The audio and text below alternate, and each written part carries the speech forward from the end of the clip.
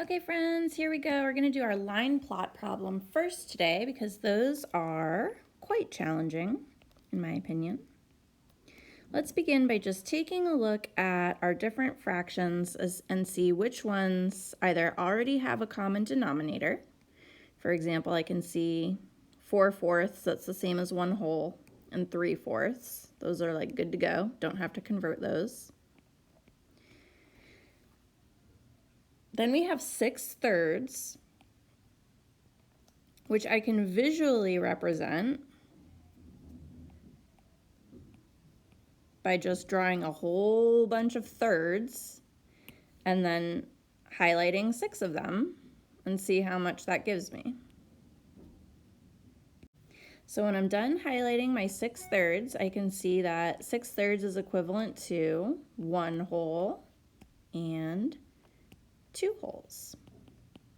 And that makes sense because the fraction bar is also a division sign, and I know that 6 divided by 3 equals 2.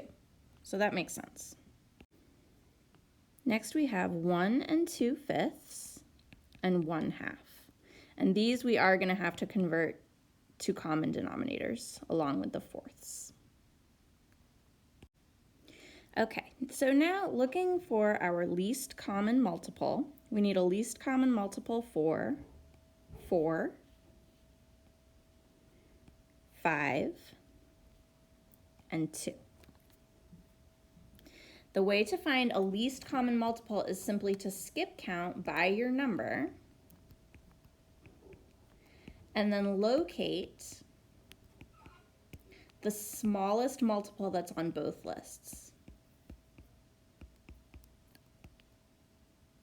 So at first glance, you would think that maybe 8 would work because 8 is on both my list for fourths and on my list for halves, but 8 doesn't appear anywhere on my list for fifths, so that will not work.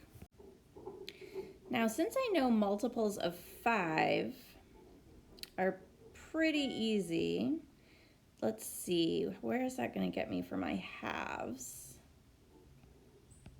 I think that's going to get me to 20ths for all of these. Fourths, fifths, and halves. My least common multiple is going to be 20ths. Okay, so that's step 1. We found the least common multiple. Now step 2 is going to be convert to a common denominator. So I'm going to convert these 3 fractions to some value out of 20. And some of these will be easier to do than others. Like 1/2, I can very easily convert that to 10 out of 20. That's quick and easy to do. So let me jot that down up here.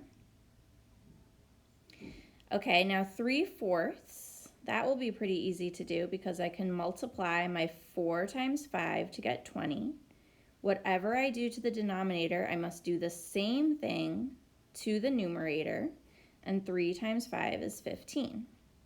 So that gives me 15 out of 20 for this one. And then for 1 2/5, my 1 is going to stay the same because that's my whole number value. I'm going to multiply my 5 times 4 to get my denominator 20. Whatever I do to the numerator or the denominator, I must also do to the other. So I'm going to multiply 2 times 4, and that will give me 8 out of 20, 1 8/20. So these are my equivalent fractions to place on my line plot. Let's go ahead and set up our line plot. Our smallest value is going to be 1, because of course we have 4 out of 4. No, that's not true. Our smallest value should be 0 because we do have some values less than 1. Okay, so let's go from 0, 1, 2, and 3. Okay, so let's see, 4 out of 4, that's easy to place on there. Put that here. 6/3 or 2 wholes, that's easy to place on there. Put an X. Don't forget your X's. 1/2 or 10 out of 20, that's easy enough to put on there.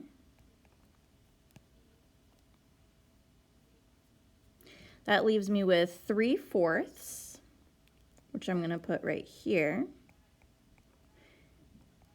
and 1 2/5, which I'm going to place right here.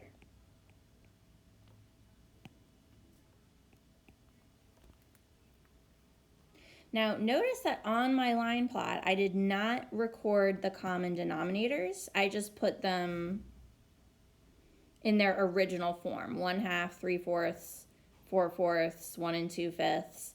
That is okay to do. I think originally I told you you had to convert them all and then record them in their converted form, but I have recently found out that it is acceptable to go ahead and just record them on your line plot in this form. So that's fine to do as well.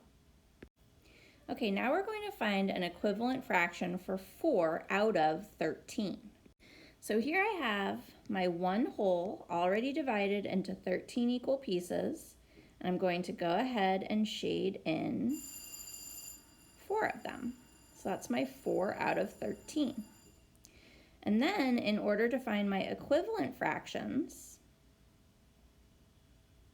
I have to keep my whole the same size and just find some different ways to cut up my whole so that 4 out of every group of 13 is still shaded.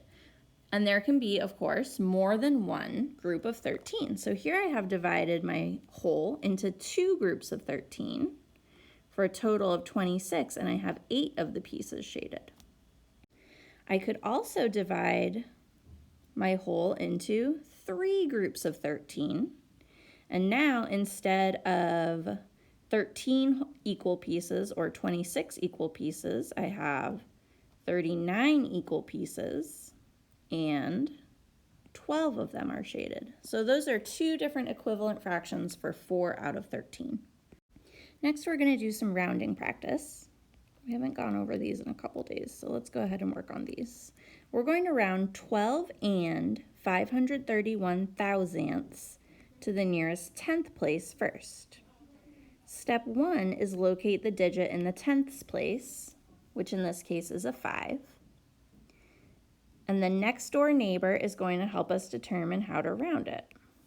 So since this is 4 or less, we're going to round down, or just let it rest. Okay, so we're going to have 12 and 5/10 for that one.